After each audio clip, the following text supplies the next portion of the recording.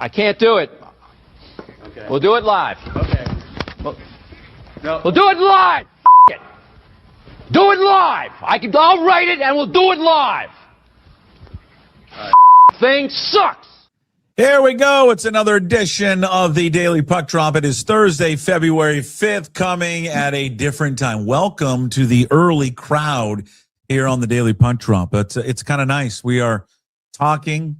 You are seeing us at a different, earlier time. It's okay, but you're going to get the same show here on a fabulous Thursday of the Daily Puck Drop. Of course, inside the Limbach Lumber Studios, they're going to take care of you. Contractors, small contractors, do-it-yourselfers, all the same business, old school service. Give them a call at 206-782-3487. Tell them Puck sent you. That's my name.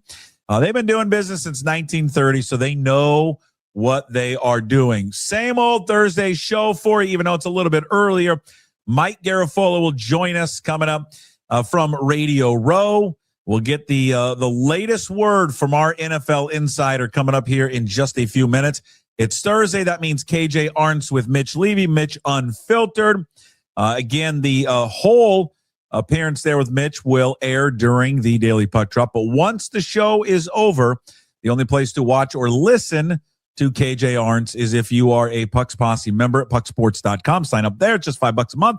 Or you're a patron at Mitch Unfiltered. We'll get to the keys for the Seahawks coming up after Mitch and also talk about Super Bowl MVP. We've got On This Day, as we always do, and, of course, Hey, What the Puck. But we're not going to make him wait any longer. Ladies and gentlemen, we are going to get to our guy, Mike Garafolo, coming up from Radio Row in San Francisco. But first, let's get a word from a couple of our great sponsors that have been with us from day one, Flatstick Pub and Georgetown Brewery. If it's fun you desire, it's fun you're going to get at Flatstick Pub. It doesn't matter what the occasion is, whether it's date night, guys night, ladies night, or large group event, Flatstick Pub's got you covered. They have 6 great locations across the Pacific Northwest, from Pioneer Square to Kirkland, South Lake Union, Spokane, Bellingham, and Redmond. All locations offer the best pub experience in Washington. 2 rules at Flatstick Pub: drink local and have fun. Pretty simple. So if you like to have fun, love local beer, and great tasting food, make Flatstick Pub your next spot. Visit them at flatstickpub.com. Drink Georgetown Tavern Beer, your new locally brewed domestic-style lager. 4.2% alcohol. Cheap, good, local. Ladies and gentlemen, the rock and roll reporter, here he is. He's on Radio Row. It's Mike Garafolo. Of course, this weekly appearance brought to you by Hartley & Hartley Insurance, your trusted family-owned insurance experts in the Puget Sound area since 1978. Honesty, fairness, integrity. Contact Jamie Hartley. He's not playing golf. 253-565-8700. Is it nice up there? He might be playing golf right now. Well, it is nice here. Nice. It is nice. Also, Zog's on Fox Island. It's a great spot to grab a cold beer. They've got beer specials, $4 beers on Sunday. Also, 95-cent wings there at Zog's on Fox Island. Huh? How many wings could you Super Bowl crush? Sunday? Yeah, Super Bowl Sunday. Nice. What a deal. What's it like there? You're at Radio Row. What's the Super Bowl atmosphere like? To paint the picture, what do we got? Who's feeling going to win the game? What? Hold on. What was the first part of that? What was the second part of that? No, I asked you like 3 different questions. Yeah, What's you started with like? the vibe. It's packed. It is packed. The streets, the traffic is horrible. The streets are not as packed as usual. I think that's going to pick up over the next couple of days. But when I got in from the airport last night and traffic was brutal, I'm like, this is Tuesday. How bad is Thursday going to be? Like, usually you got a couple of days of relatively normal action, and then it just becomes unbearable. Radio Row is, I'll give you a better view from up here. Radio Row is bumping. I feel like last year was not as, you never know, like the size of the space also matters. So here you go. Got a nice little look right here. Nice. There's everybody. Everybody say hi. Now, if those 2 Seattle stations ask you to come on, no dice. The answer is no. Yeah. No Go dice. find Rappaport. Yeah, no. Yeah, go find Rappaport. What is the you're talking to all these people in the business, guys, ex-players, reporters. What's the buzz about how they feel the game's going to go on Sunday? Oh, I don't know. I'm not asking. What do you think? What is there? You guys talk about drinks and stuff. What is everyone saying? For a half a second there, I thought about lying and just like, oh yeah, I talked to a bunch of guys that said this. I don't want to over cocktails and anything. you got to understand what Super Bowl week is, and you've been here. You know it, right? Like you're talking about, especially us, like there's coaching stuff going on. Yeah. Our job on Sunday is going to be to talk about everything happening in the league over the next couple of months that we're expecting to occur. And then it's like, oh, right, there's a game. I forgot about that. So a lot of our conversations are about anything other than the game. But look, I do think, though, that the talk, we were at the Senior Bowl last week. We were talking about it a little bit there. A couple of conversations here and there. It's dressed like a traffic cone. The thought is that this is going to be one of those, maybe not like the prettiest Super Bowl, right? And that's why I was at Good Morning Football today, and they asked for a non-quarterback who might win the MVP. I went with Marcus Jones of the Patriots, which doesn't mean that I think they're going to win. I was just thinking like, oh, okay, give me a non-quarterback, and it's the kind of game where you could get a defensive guy. Which actually, I looked up. Only one cornerback has ever won the MVP. It was Larry Brown. It's amazing. I thought there would be more than that. So, oh my God, yeah. But Manti Te'o said it was going to be Hunter Henry, and how many tight ends have won it? None, zero. So at least I had one in my back pocket when I went with that. So, I think the defenses are going to rule the day in this game. I think that a lot of people feel that way. We'll see. Most people up here, right, just north of you for a few hours, are very confident in Seattle. And this is, again, you got to understand, maybe you East Coast fans like to stick your chest out a little bit more than we do. This is very uncomfortable territory for Seattle sports fans. They are not used to this. They're not used to being the favorite where everyone thinks they're going to win, and a lot of people they're going to think they're going to win comfortably. It's not good. People are not comfortable with this scenario at all. When you say people, do you mean you? Yes, me. I represent all of Seattle. Telling you, this which is not fine. Good. Which is fine because I can always have my finger on the pulse of Seattle. I just ask you what the hell you think. They were favored against the Broncos in Super Bowl, whatever, right? You know what? I don't think. Well, I got to go. I had to check. I don't know, but there's no way people are feeling now like it wasn't like the Broncos. Yeah, it wasn't like this. I get that part of it. I mean, it's what is it, 4-point? I haven't even seen anything lately. 4.5. I mean, New England's good and they're well coached. You give them an extra week to prepare. That to me is one of the bigger parts. And I'm not knocking the Seahawks guys. As a matter of fact, I talked about this leading up to the NFC Championship game. I said one of the big matchups is how is this less inexperienced coaching staff, starting with the head coach, going to handle Sean McVay and his crew? And they did great. They did a fantastic job in that game. You certainly give him a chance to stack up in this one, but I just think of like Josh McDaniels to give him an extra week, and Mike Vrabel as well. Like that might be a tough thing, but we'll see. Do you think that truly is an advantage? Like that Vrabel with the extra week, the extra week, I do. No, I'm not necessarily saying it in this. I just say that usually the better coach teams, you give them the extra week. They will fight. That's why Belichick was always so successful in the Super Bowl. That they would show you things that they hadn't shown all year. I remember talking to Sean O'Hara about this, and they were. I forget which game it was. It was that game in 07 or 11. I think it may have been 11. They come out and they show a 4-man front, then they show a 3-man front, then they showed something different, and he's like, they're basically just showing you all that over 2 weeks to see if you'll poop your pants. And then you go back to the sideline, you just stay calm, you try. So that's, I actually remember hearing, who was it? Somebody was talking recently about an adjustment that the Seahawks didn't make in the game against the Patriots. Who was that was talking about that? Was it Belichick? I saw a clip of it recently. This is the last Super Bowl. Huh? In the Super Bowl appearance between the and it helped them hit Gronk right leading up to the halftime of that game. So but sometimes the reverse of that is that you can sometimes outthink yourself, right? And Sean McVay talked about that. The first time he outthought himself, and the second time stayed more true to who they are and what they do. But we can all agree on this one, right? And this doesn't mean that the game will go like this, right? Because it's weird. It's sports. Funny things happen. Ball bounces weird. If the Seahawks play their B+, A game, New England's not beating them. Yeah. I would agree with that. Like, This is I mentioned Marcus Jones. Here's your buddy right here. Here's your guy. Seahawks or Patriots? Yeah. Seahawks or Patriots? Yeah. One for Seattle. They're big Charmin fans of you guys. I love Charmin. Who doesn't? Although my wife gets the Kirkland style, like the one ply, because we're in Seattle. The sandpaper? Yeah, we've got bad plumbing. Now I can't sit down. The hell were you asking me? What were we talking about? The A game, Seattle's A game, A game or B plus game should be. Yeah, right.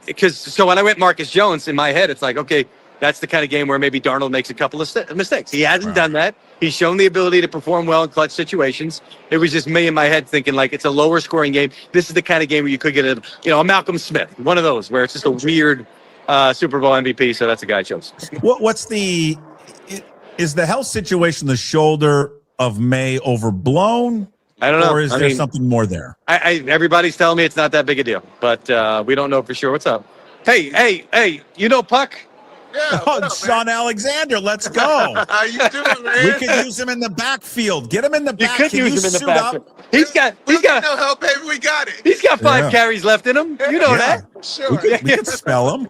Yeah, put him in the game for crying out loud. Number 37. That's the only MVP in Seahawks history right there. So you got the Charmin Bear and and Sean Alexander. Who's coming by next? It was great. I just think that when you look at the quarterback situation, Darnold versus May, I guess for May would be this. He's been sacked 15 times in the playoffs. Yeah. And he's made mistakes.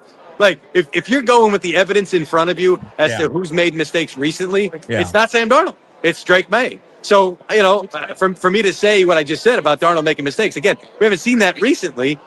It's that whole – listen, you and I had a conversation about Geno Smith where I said, when you walk into the Super Bowl and you see the 2 quarterbacks that are up there, can you imagine Geno Smith ever being on that? I don't know that I ever could have, right? And I don't know if we had that same conversation about Darnold. And it's going to be like when Sam Darnold walks in and sees himself up on that big thing. Is he going to do what O'Hara talked about? Are you going to crap your pants? Or are you going to know that you're going to meet the moment here? That's I'm rooting for him. I love Sam. I think he's a great guy, and I love what he's been through. I love the perseverance. It's a great storyline. I want to see him respond to it. And that's the thing, too. And I'm going to get ahead of myself. If they are to win, I mean, obviously he's going to be a major part of it because he's the quarterback. Mike, as you started off in journalism, print journalism now into TV. This is going to be, you like storytelling. This is going to be one of the better stories I think the NFL has ever seen, just in terms of a turnaround of a guy that was kicked to the curb, and kind of left for dead. Multiple times. Went out to Siberia and remade himself to come back. Yeah. It's usually only points in one direction. Baker Mayfield's come back himself as well. But to get to this level, to get to the Super Bowl and play the way that he's been playing, really incredible. I mean, I don't know that when we broke the story that he was coming there back in the spring, I don't know that we thought we'd be standing here talking about Sam Darnold, but here we are, and good for him. It's an amazing stat. Maybe you already know this. It's probably in your information pack you get. I think it was Mike Sando, who works the Athletic, was where I saw it first.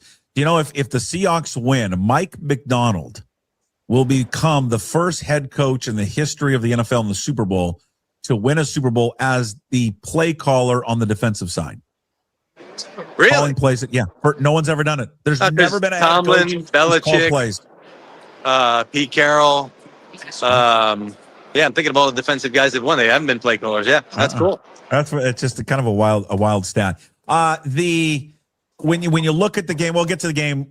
Maybe just a prediction there at the very end. What about this? Oh, there's Rappaport. Hey, I'm glad that Ian misses you. Rappaport, he does. Furness misses you. Does he? I bet he does. Yeah, he does. He misses tell him I you. say hello. I will. Yeah. I'm going to tell him you said. Hello. Like, you don't mind if I stand here during your whole interview? You can stand. You do whatever you want. You can. You're not getting a cut of. You're not getting a cut of the $75 or whatever it is. Yeah. Wow, you raised the rate. It's that much. God, I gotta write that down. I was just doing the average in my head. We gotta cut that back. All right, sale. What do we know about the Seahawks sale? There's the report out there. How fast is this going to come together once this game's over on Sunday? Yeah. How quickly? I don't know. I've heard varying degrees of that. This could be something that we're talking about at the league meeting in March in Arizona, potentially into May. I think it'll take some time. But I mean, the Seahawks' response to this story has been, yeah, we always said that it was going to have to be sold at some point, and we're sort of in that window of when it would happen. So I think she's enjoyed being the owner. I think she wanted to do it as long as possible. Yeah. But again, these were the terms of how it had to happen at some point. So, do they have a new owner by week 1 next year? I don't know that. Maybe it's something that even carries into the fall. We'll see. Jeff Bezos, is that name going to come up? Well, he's saving a bunch of money on the Washington Post now, apparently, which is just awful. Like the landscape of. Yeah, it's terrible. It's terrible. It's awful. I feel for a lot of folks who do really great work at the Washington Post. Oh. And I understand the changing landscape and all these things. And at some point, the more voices you lose, especially in this climate, of course, sports and non-sports, not good. Yeah, it's not good at all. Okay, so but we would expect his name at least to be brought up because he was up for the Commanders and the Broncos, was he not? Somewhere in the mix, yeah. Okay. And Josh Harris was such a strong candidate in Washington. So, yeah, I would expect him to at least be mentioned. How many guys do you think Kubiak's going to take with him to the Raiders? Do you know? A chance how many assistants he's going to take? Or yeah, not a lot. I mean, they're not going to be allowed to raid the staff. You're seeing this with a number of guys saying, okay, yeah, congratulations on your new head coaching job. You can take 1 or 2, but you're not raiding the entire staff. So I don't expect that to be the case. Okay. Give me a prediction. Last thing for you. What do you think happens Sunday? Like a 20-17 game. In the end, I'll go Seahawks. I like the Seahawks. And in 2017, I don't know who the MVP is in that situation, but I'll go Seahawks with them. Well, my kids aren't going to go to college because they got Seahawks 4.5. So, all right, I'm going to need more than that. I'm going to need a late score. I'll let them know. Thank you for doing it. I know it's been a crazy week for you. I appreciate you carving out the time. NFL Network, you're everywhere, all the platforms. Just search NFL Network and Mike Garafolo. So, Mike, appreciate it as always. Thank you so much for doing it. Have a super Sunday, Puck, and everybody else out there. Appreciate you always. Big thanks to Mike Garafolo for joining us from San Francisco, the site of Radio Row. Big thanks to all of our sponsors. Of course, the sponsor there of Mike Garafolo, of course, is Hartley and Hartley Insurance and Zogs on Fox Island. Speaking of Zogs on Fox Island, by the way, they're going to have $4 beers on Sunday plus 95-cent wings. Also, big thanks to 2 of our biggest sponsors, Georgetown Brewery, also Flat Stick Pub. Flat Stick Pub's got a wing special all day long. Also, some private rooms are still available there at Flat Stick Pub. Just go to flatstickpub.com. Also, Georgetown Brewery will be open normal hours, 10 a.m. to 8 p.m. And they have got their growler fills. You can get 2 growler fill-ups of Manny's for just $12. How about that? That's a hell of a deal. All right, coming up next, it's another edition of KJ-Arent with Mitch Levy. We'll air the whole thing during the Daily Puck Drop, and then once it's over again, the only place you can listen to it or watch it is if you're a Puck's Posse member or you are a patron of Mitch Unfiltered. Before we talk to Mitch, let's get a word from another great sponsor that also been with us from day one.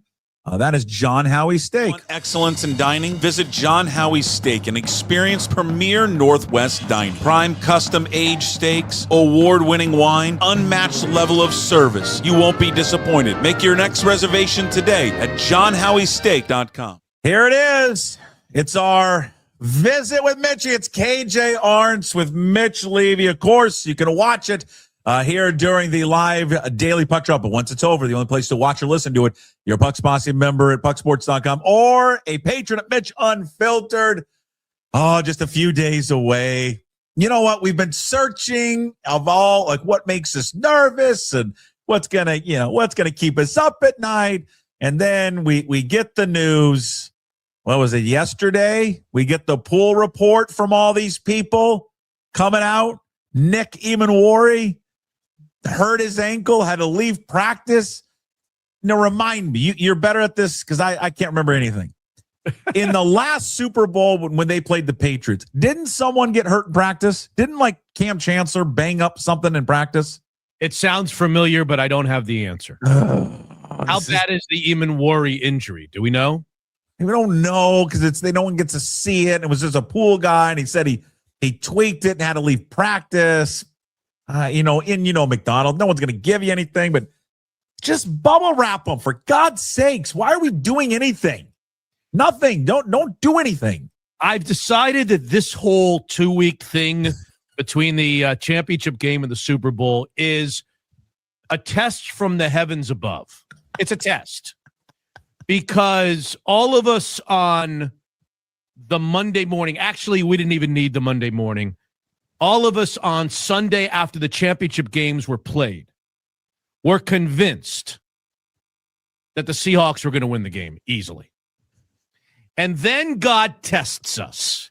He makes us wait 14 days, and he sees how strong in your beliefs are you? Or do you find ways during the 14 days? Do you find reasons to weasel out of what you truly believe? He gives you so much time. He's challenging you to stay true to your beliefs. And You're a man of faith here. I mean, you got a sermon on Sunday? Where are you preaching? A lot of Seahawk fans, I won't say the majority, but a lot of Seahawk fans can't handle the 14 days and they start waffling. Even Danny O'Neill on our Peace show this week said he opens the show by saying, "You're not going to believe what I found." I mean, here's the perfect example of what I'm trying to articulate here. Danny on Sunday night after the championship games was like everybody else, Seahawks in a rout. I interviewed Daniel Timothy O'Neill for the Peace show this week, and he opens the show with, "You know what I read?" I'm like, "What?" He's like, "Kenneth Walker is the best running back against teams that stack the box with 8 guys or more." But the Patriots don't stack the box. They do that less than anybody in the league.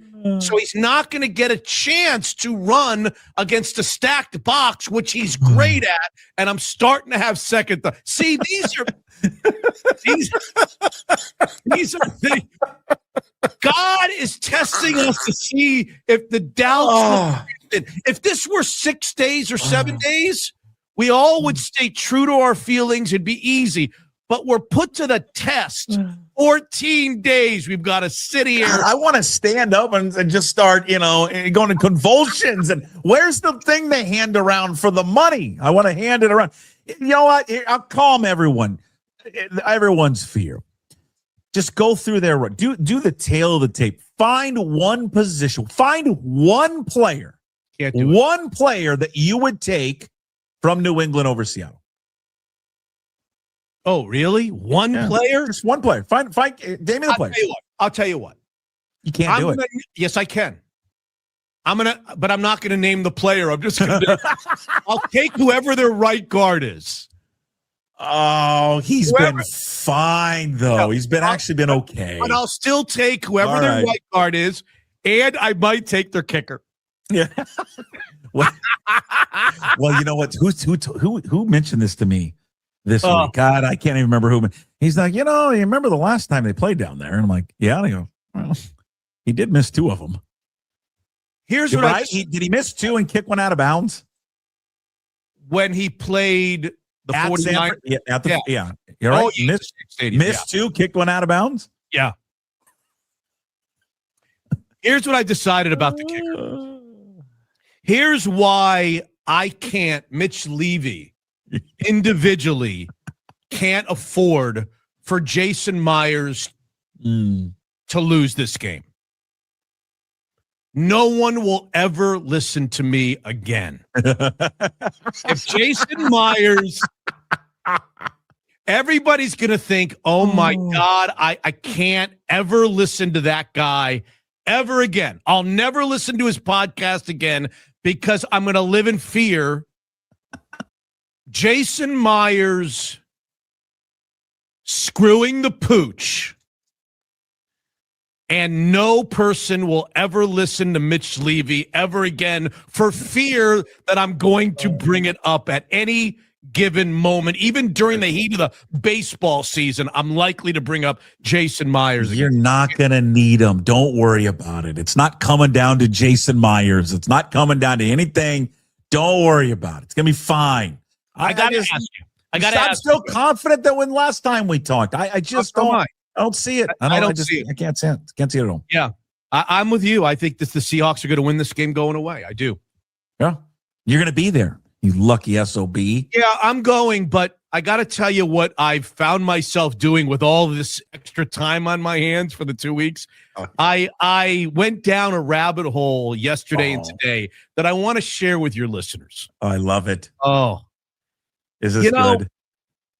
For two teams that are on opposite sides of the world, in opposite conferences, and really don't play how often? What is it? With the new system is one every 3 or 4 years, something like that? Yeah, something like that, yeah. Over the years, now I know that the Seahawks were in the AFC, I get it.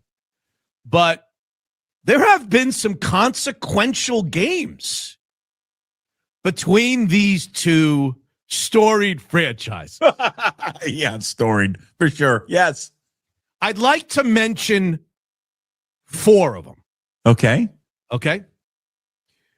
Well, I'm not going to go into detail about one of them. We all know what happened. That's the last time they played. Or am I wrong about that? They must have played since. No. They played since then. They played 2 years ago, and they played the year after the game. Remember, they went. That was the CJ Procise game. Procise game. Oh.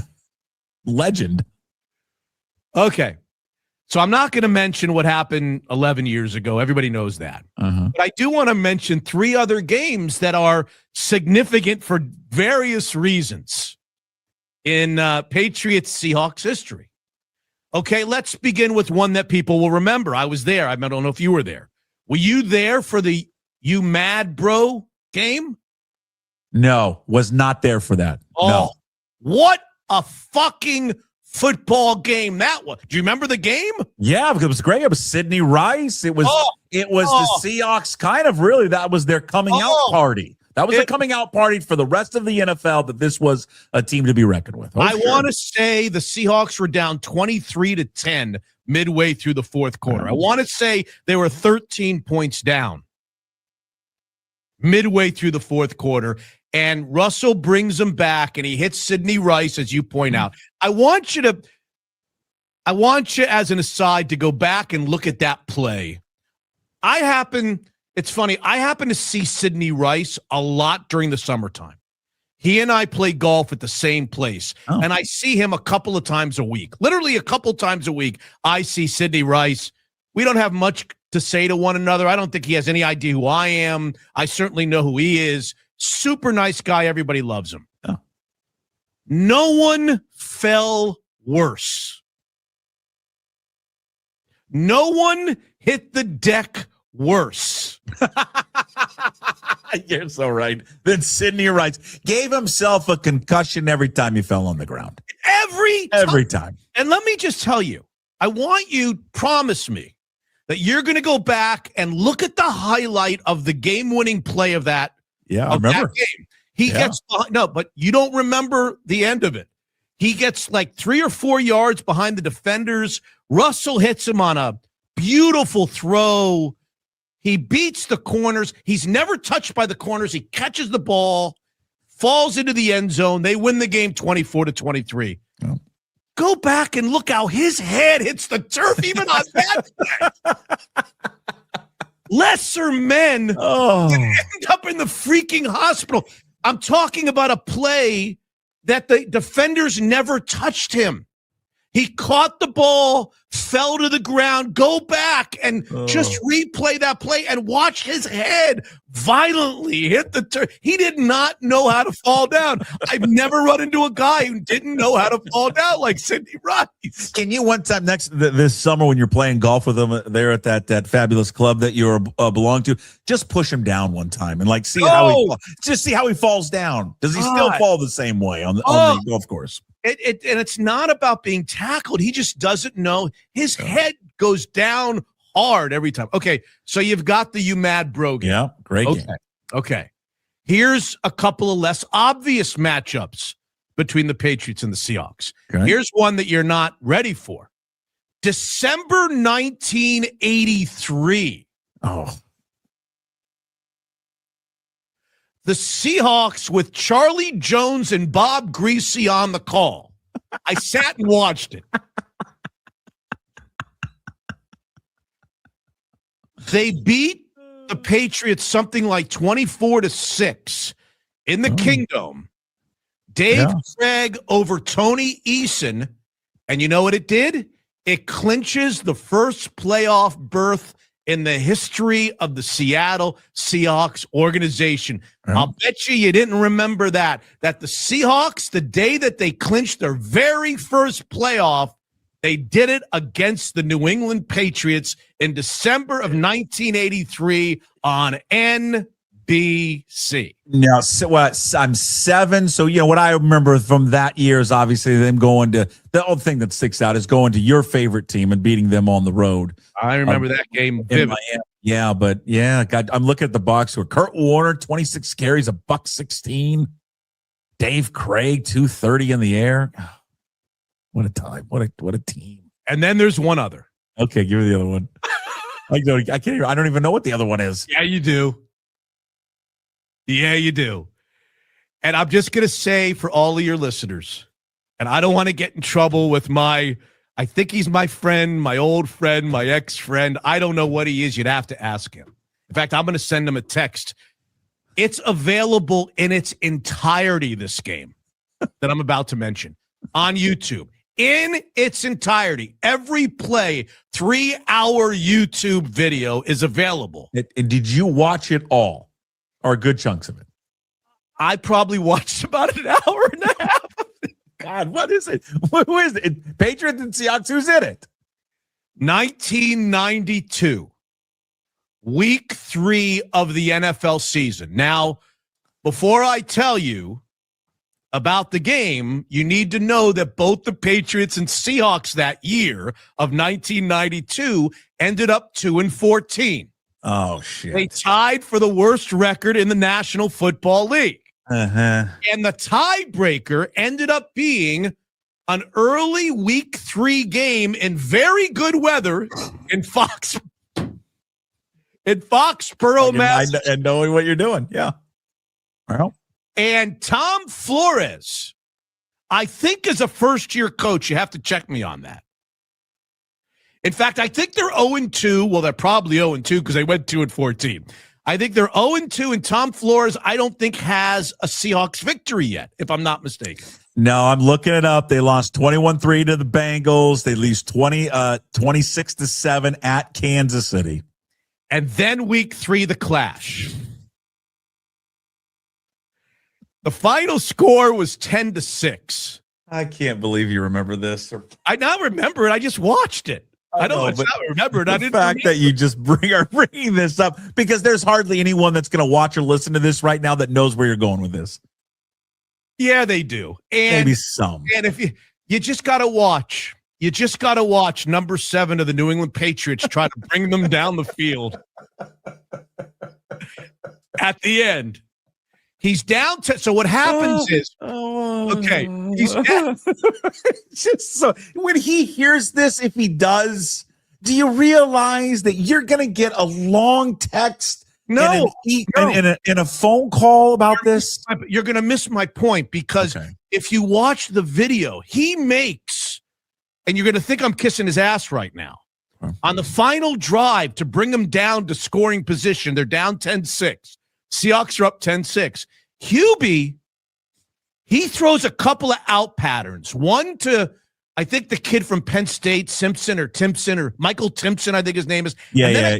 And then I think he threw one to Irving Fryer on the left. He threw, and I'm not just kissing his ass, he threw a couple of freaking laser shots on that final drive. Now, the drive before that, he gets sacked like 3 times, and they have to punt it away at 10-6. So Hubie brings them down. He brings them down at 10-6, and he gets all the way down to about the 25-yard line, And then, unfortunately for the Patriots, or as it turns out, unfortunately for the Seahawks, Hubie throws one into double coverage in the end zone, and a guy named Patrick Hunter, number 27. I know. Yeah. Comes over and intercepts it in the end zone to give the Seahawks the victory, which at season's end is the reason the Seahawks get Rick Meyer. Yeah, I know. And the Patriots get Drew Bledsoe. You see that helmet right there behind me? We could have had the best quarterback of a generation, the local kid. Yes. Drew at a Walla Walla, Washington State. That's right. That's stupid. And then you didn't know the biggest reason why you didn't get Drew Bledsoe was because your friend threw into double coverage in the end zone with about 20 seconds to go. God, that's so good. In 1992. I'm so glad that you brought that up. God, I'm so glad. I don't know. Hugh Millen, I think people got that, was the quarterback that day. Wearing number 7 for the New England Patriots. He got sacked all over the place. I think Tez had like 3 sacks. I think Tez almost killed him. Oh my God, he was under absolute siege. The poor guy. The fact that he's still able to string 3 sentences together after that is. But I really want you to go back. I'm going to send you the link. I will watch it. At very least, watch the last drive where he zips one. Hubie. Yeah. Zips one on the right sideline, and then he zips one on the left sideline, and he puts them in position to win the game. And then Patrick Hunter comes over, I think, from a safety position. I'm just asking for a favor because I want to laugh. And by the way, the broadcaster on the game, I can't remember who it was, says, Hugh Millen stared down his receiver. He's got to use his eyes on that play. Can you send that clip and then just say, and then include me on the text and just say minus. I just want to be on that text thread when you send them that. You'll get hot and bothered. Yeah, God, I remember that. I remember it clearly now that you bring it up. As a Washington State fan and alum later, but it just the fact that you had him. There was a game later that year too. It doesn't impact that. There was a game later in the year. They lost or they beat the Broncos in overtime. I think it was like the 3rd or 4th last game of the year. They win in overtime, which ended up really clinching it for them. And we got Rick Meyer instead. Did Meyer go on and win? Like, was he the rookie of the year? Yes. First year, he was the rookie of the year. I'd like to have Drew Bledsoe instead. Let me tell you something. I got to go watch that. I can't wait to see it. I'm going to send you the link. I have it right here. Great. It's just great theater. Everything about the game, the announcers, NBC, QB, the Seahawks. Yeah. All right. So we're good. We're feeling good about this weekend. You're going. You're going to have a blast. You're going solo? No, I'm going with a friend. Good. Nice. I'm meeting a friend in Santa Clara, and we're going to go to the game. And awesome. We're going to watch the coronation of number 14. The coronation. It's going to be a great story, isn't it? It really is. I mean, we love comeback stories. And I mean, this guy was left. I mean, think about it. He left for dead. Was counted out by everyone. And he just comes across as a good guy. And didn't work out in New York. He didn't work out all these different places. And he's been humble and he's been great about it. And he's deflected every time he's asked about it all this week. Oh, is this vindication? He just takes the high road, but he just deflects to his teammates all the time. So. Yeah, I'm going to be real happy for Sam Darnold. Don't know him, never interviewed him, not really ever hear him talk other than the podium, but just seems like a pretty genuine guy. Yeah. And I'm kind of happy for him. Are you going to bet on the game? Oh, yeah, I'm going to take the Seahawks. Oh, yeah. Are you going to go to like a casino and make an official wager? Yeah, or maybe an unofficial wager. Are you going to only bet the game with the spread? I am going to take the Seahawks, and then I'm going to take the under. I like it. Yeah, I think that. Well, here's an idea. Under is going to be pretty good. I don't know where it is that you can go to wager, but here's an idea for you. I'm convinced that somebody on the defensive side of the football for the Seahawks is going to win the MVP. I got a guy circled. Well, I already had a guy circled too. I've been talking about him on the show, and it may not be the guy that I'm mentioning. But as I sit here, the guy that I had circled because I'm not trusting the Patriots left tackle, and so DeMarcus Lawrence kind of routinely goes up against the offense's left tackle. He's plus 9,000. It's unbelievable. Can we just decide? Can we just explain? Plus 9,000. Now, look, he's probably not going to win it, but he's plus 9,000. Which means a $100 bet gets you 9,000 back. A $10 bet gets you 900 back.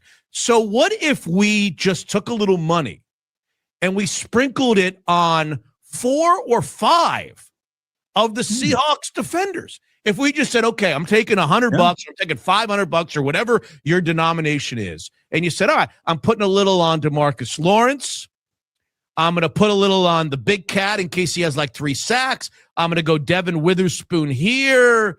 I'll put Reek Wool in there. And you just pick 5 guys that are all like, plus 5,000, plus 6. All right. One of them has to hit. If one of them hits, you win. I love your Lawrence pick, though. Love it. You do. Yeah, that's the guy. That's been the guy I've been thinking about all week. But for what you just said, because of the left tackle. You're right. I just think it's going to be someone on that defensive line that's going to win it because it could be a guy in the secondary that has a few interceptions who takes them back to the house. But I just think May's going to want to keep the ball a ton. He's going to want to try and extend the play, all of that. And I just think one of those guys is going to feast. And that kid, that left tackle has just not been good all year long. Oh, I love that. Good pick. Let's earn some money. Let's put some money down on this. Yes. Let's get out of this world. Just do kind of a parlay, which is Scheffler and Phoenix. I'll do a Scheffler, DeMarcus Lawrence parlay. How was your Joel Damon? Pretty good, huh? How was he? Oh, he's amazing. He's always good. I never kind of like his audio or his video, but he's always great.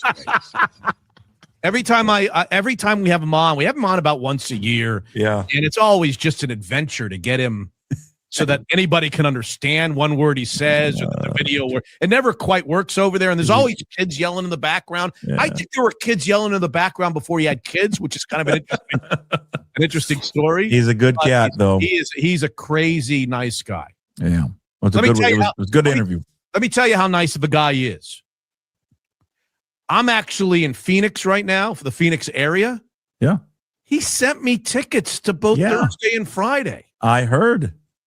So nice. How did you hear that? Because we talked to him. I talked to him on the Wednesday show.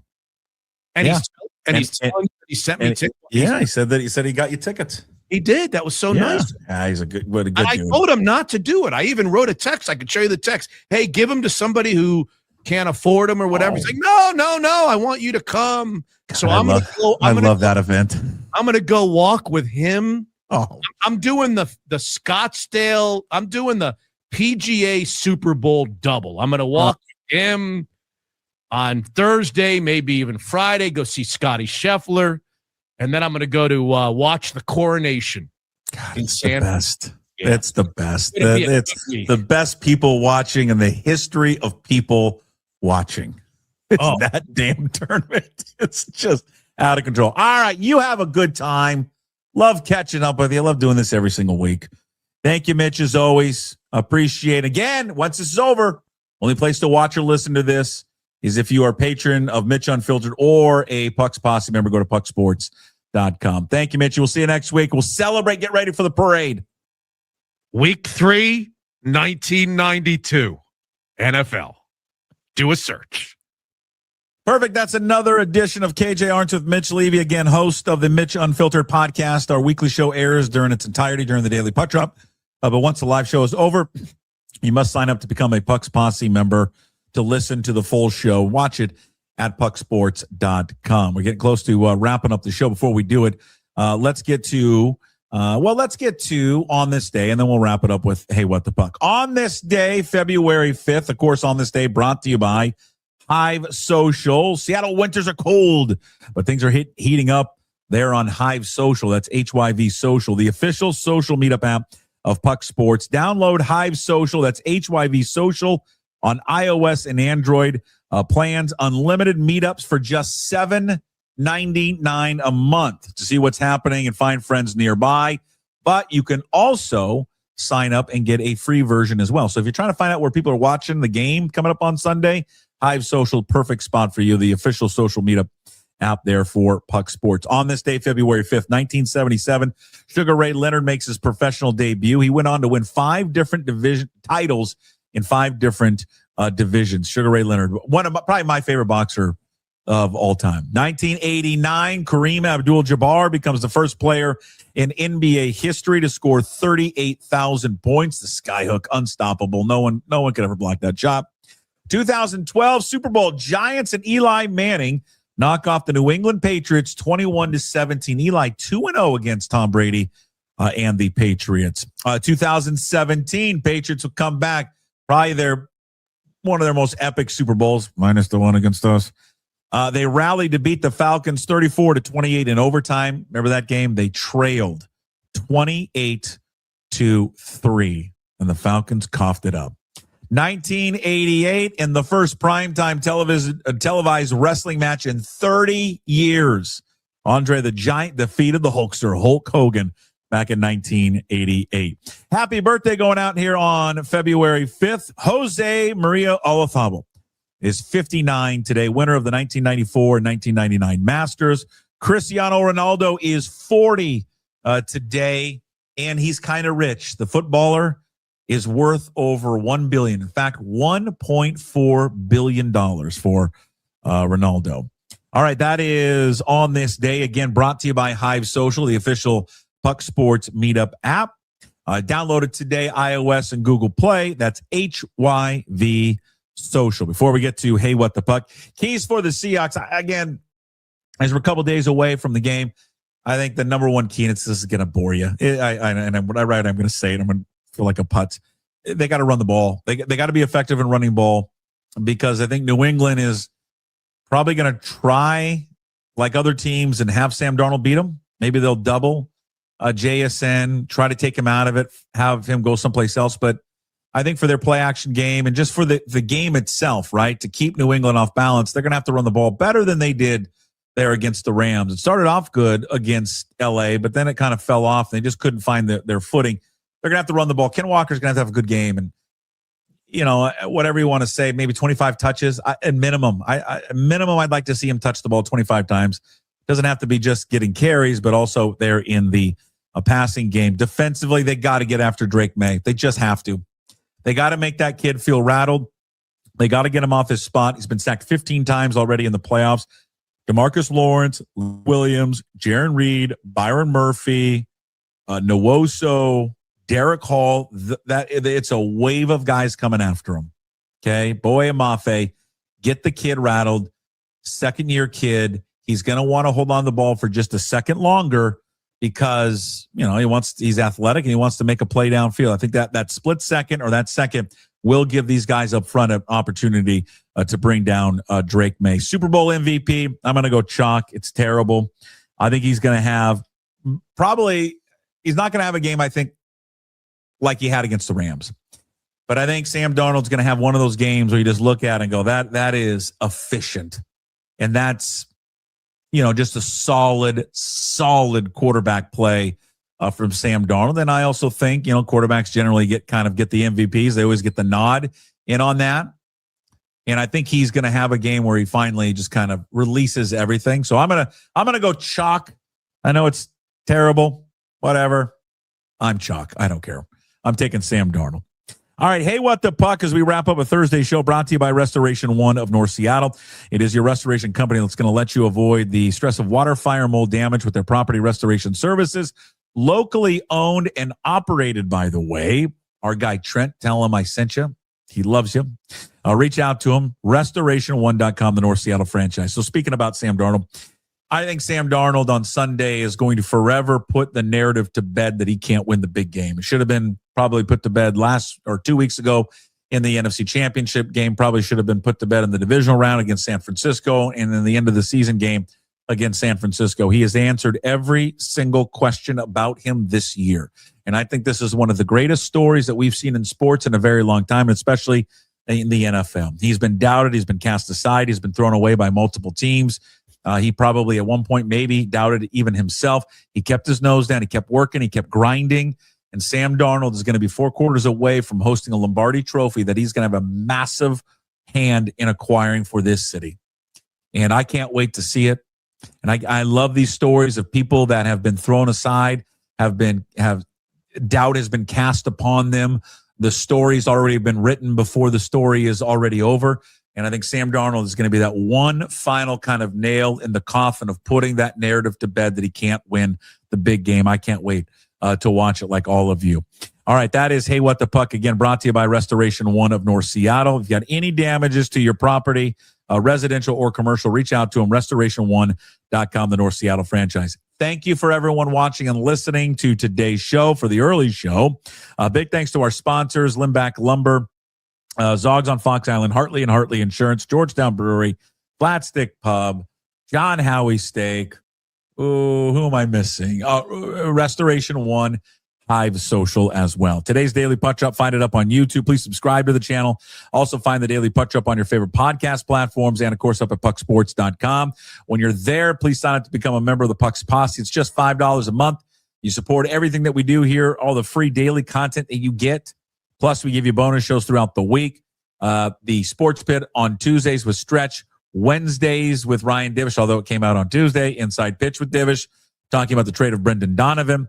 And KJ-Arent's today with Mitch Levy. Also, the Graz with Gas Take 5 podcast came out there on Wednesday this week. We produced that. Another reminder for Friday's show. It is not going to be live. We will release the entire show tomorrow on Friday at 10 a.m. It will include all your favorites. So don't worry about it. Chris Egan is back. We're going to catch up with him in Milan, see how hammered he is and how bloated he is eating all the carbs. Bob Condotta, our handicapper, Troy Wins, and of course, Jim Moore. We will talk to you tomorrow, again, releasing at 10 a.m. As always, promise to be better. No shoes, no ties. Would anybody like to smoke some pot? Yeah. I was born to love. I was born to lick your face. I was born to rub you, but you were born to rub me first. What do you need my address for? We'd like to send out a mailer. Mother of mercy, I don't speak Japanese!